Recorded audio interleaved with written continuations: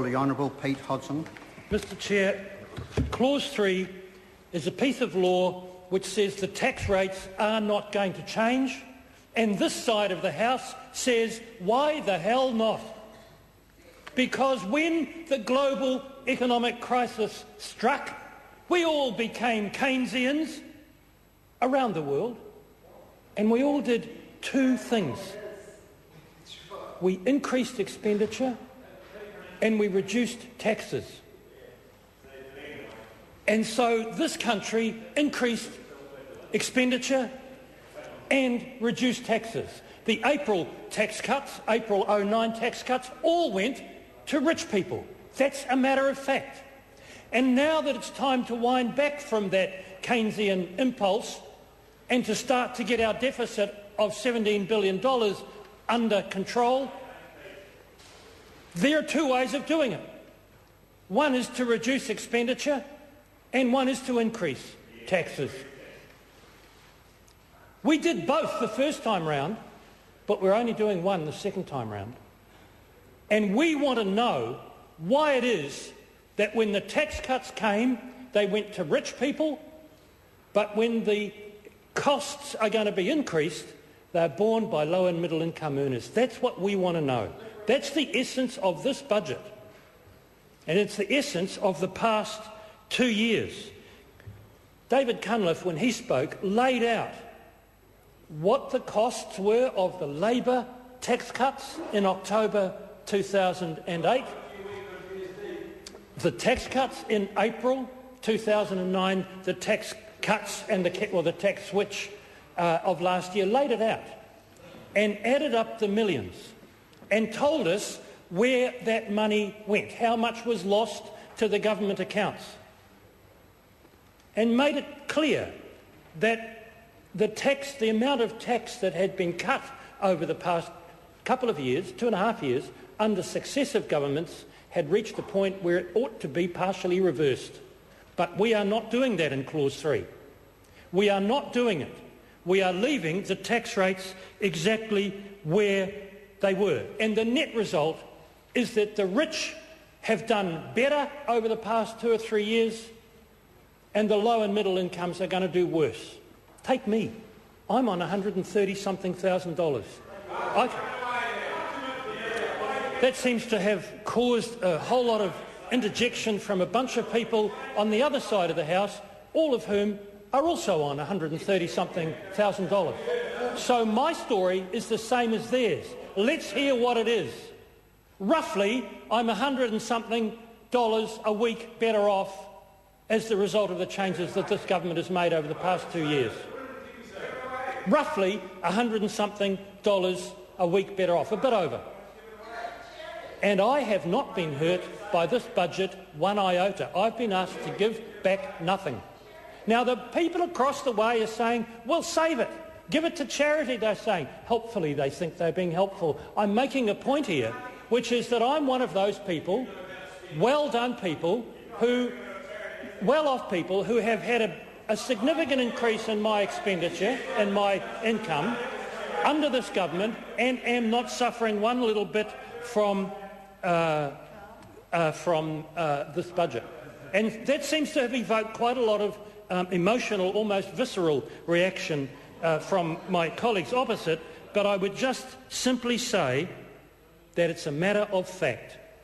I and people like me are better off. People on half the income that I'm on are worse off. That's not fair. It's not fair, and it's to be found in Clause 3, the inaction of Clause 3.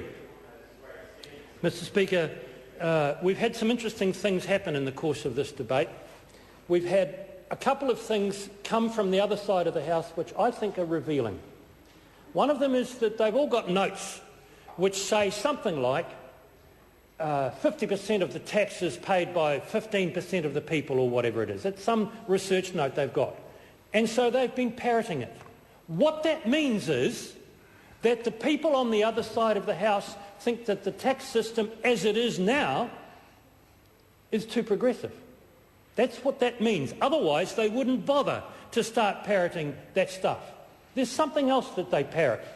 They say that Mr. Chairman, they say that they must take care of the wealth creators.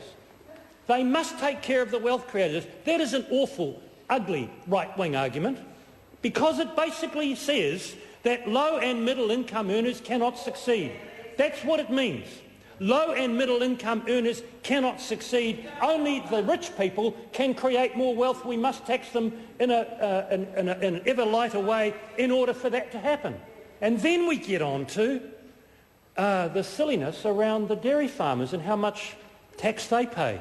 Well, let me just say, on this side of the House, we understand very well that taxes go up and down in business, year by year. We know very well that the reason that the taxes paid by those dairy farmers of only $1,500 or whatever it was a year, in that year, was because that the milk solids price for that year wasn't that flash.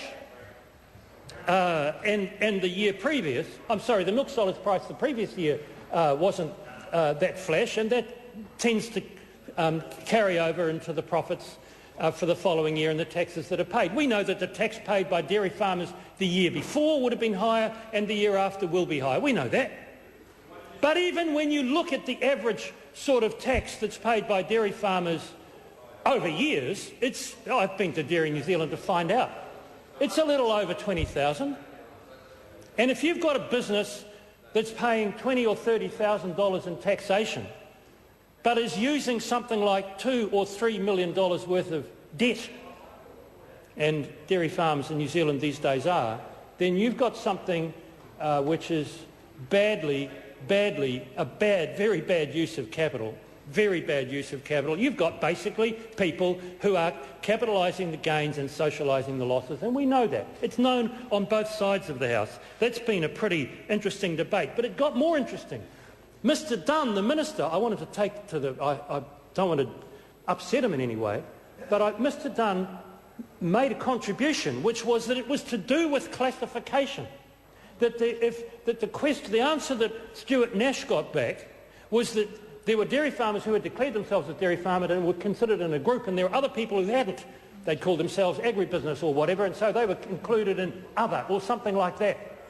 Now, Mr Dunn then went on to make the point that the figure of whatever it is, $2.5 million or $25 million or whatever it was that the dairy farmers paid was 26 million, was too low. And I agree with Mr Dunn on that.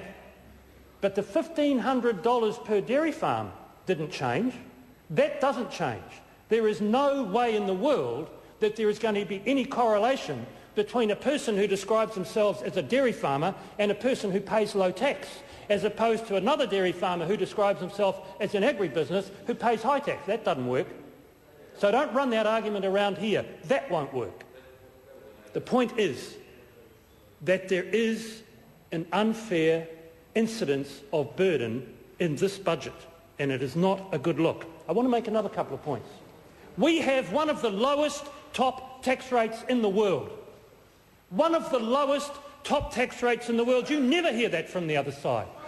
We've got a whole thesis in this country which says that if you've got a gap between company rate of 28 and trust rate of 33, that 5 cents is tolerable, but if you've got a gap between company rate of 33 and income tax of 39, that's intolerable.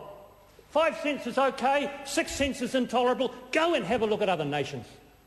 Go and have a look at other nations and see how their trust rates and their company rates and their top tax rates do not align.